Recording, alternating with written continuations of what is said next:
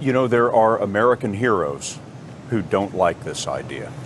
Neil Armstrong, Gene Cernan have both testified against commercial spaceflight and the way that you're developing it, and I wonder what you think of that. I was very sad to see that, because those guys are, those guys are heroes of mine, so it's really tough.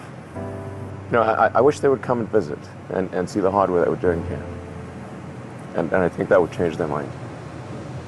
They inspired you to do this, didn't they? Yes. And to see them casting stones in your direction. It's difficult. Did you expect them to cheer you on? So they're hoping they would. What are you trying to prove to them? What I'm trying to do is to make a significant difference in spaceflight and help make spaceflight accessible to almost anyone. And I like one of the most difficult choices I've ever faced in life was in 2008. I think I had maybe $30 million left, or $30 or $40 million left in 2008. I had two choices. I could put it all into one company, and then the other company would definitely die, or split it between the two companies. But if I split it between the two companies, they both might die.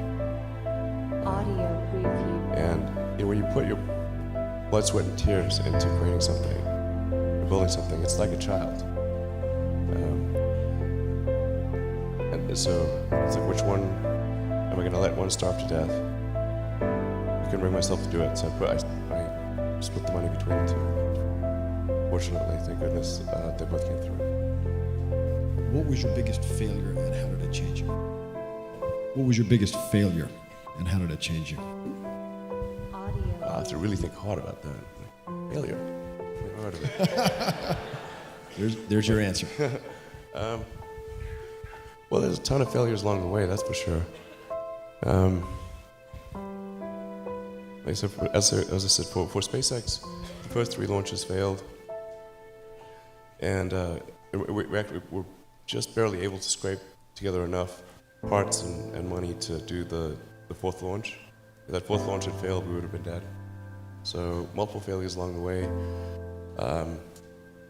I tried very hard to get the right expertise in for SpaceX.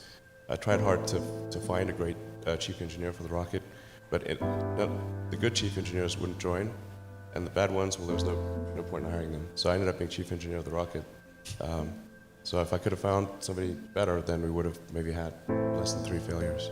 When you had that 3rd failure in a row, did you think, I need to pack this in? Never.